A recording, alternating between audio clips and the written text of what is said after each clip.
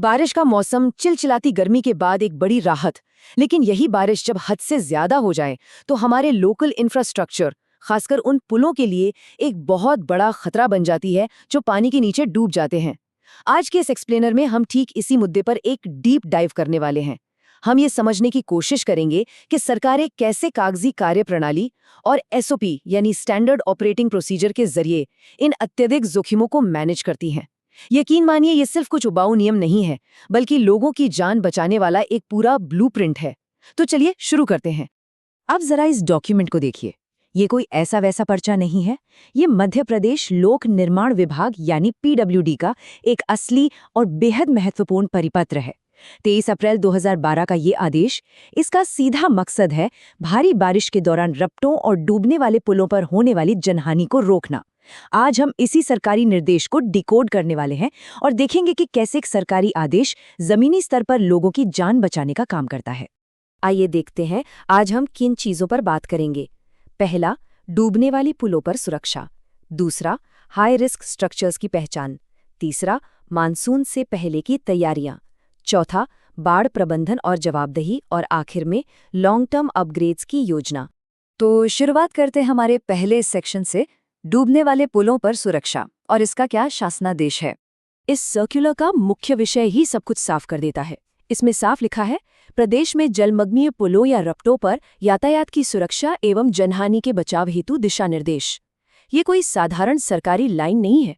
ये इस बात पर जोर देती है कि इस पूरी सिविल इंजीनियरिंग की कवायद का सबसे अहम और आखिरी लक्ष्य हर हाल में लोगों की जान बचाना है। आगे बढ़ते हैं सेक्शन 2 की तरफ। उच्च जोखिम वाले या हाई रिस्क ढांचों की पहचान कैसे होती है। अब यहाँ जो सबसे दिलचस्प बात है वो ये है कि खतरे का सिर्फ अंदाजा नहीं लगाया गया है। पीडब्ल्यूडी ने यहाँ बाकायदा गणितीय आंकड़े सेट किए हैं।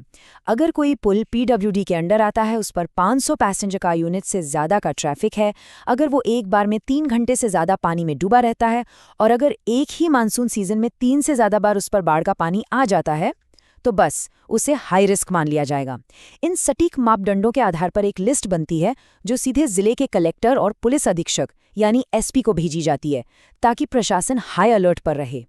अब आते हैं तीसरे हिस्से पर, मॉनसून आने से पहले क्या क्या तैयारियां और सुरक्षा उपाय किए जाते हैं। सर्कुलर के इस दूसरे पन्ने पर नजर डालिए। बारिश का मौसम शुरू होने से पहले ही जो एक्शन लिया जाना है, उसकी पूरी डिटेल यहीं से आती है। ये पेज सिर्फ सलाह नहीं दे रहा है, बल्कि उन जरूरी कामों की एक चेकलिस्ट थमा रहा है जिन्हें हर हाल में पूरा करना ही है। तो आखिर ये काम है क्या? पहला, पुल के किनारों पर लगे व्हील गार्ड और ऊपरी सतह, जिसे वियरिंग कोट कहते हैं, उसकी मरम्मत करना। दूसरा, पानी का लेवल नापने के लिए फ्लड गेज लगाना और सुधारना, ताकि खतरे का सही सही अंदाजा लग सके। और तीसरा, लोगों को अलर्ट करने के लिए चेतावनी बोर्ड लगाना। और मजे की बात यह है कि इन सभी कामों को मानसून से पहले पूरा करवाने की जो जिम्मेदारी है, वो सीधे तौर पर कार्यपालन यंत्री यानी एग्जीक्यूटिव इंजीनियर की होती है।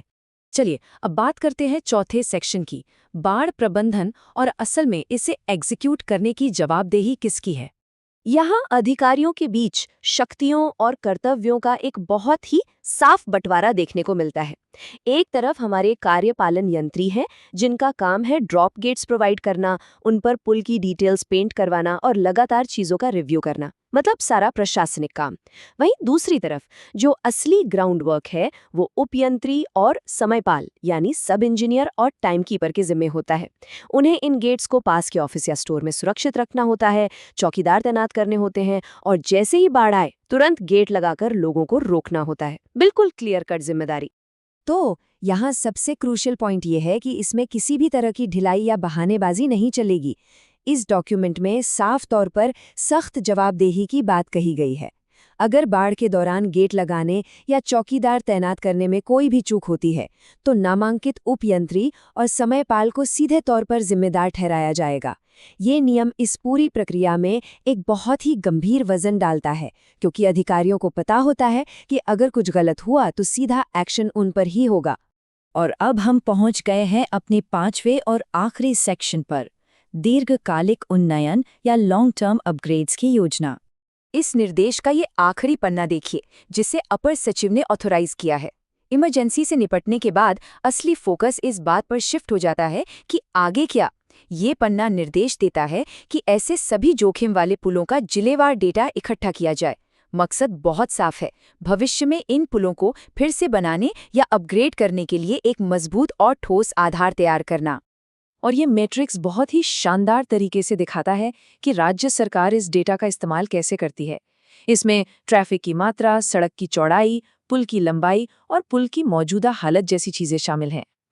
इन एकदम सटीक डेटा पॉइंट्स का इस्तेमाल करके हाई रिस्क वाले पुलों को फिर से बनाने के लिए प्रथम स्तरीय प्राक्कलन यानी फर्स्ट लेवल एस्टिमेट तैयार किया जाता है। इससे ये तय होता है कि किस पुल को अपग्रेड करने के लिए सबसे पहले बजट की जरूरत है। अब इस पूरे एक्सप्लेनर को देखने के बाद हमारे सामने एक बहुत ही गहरा सवाल खड़ा होता है।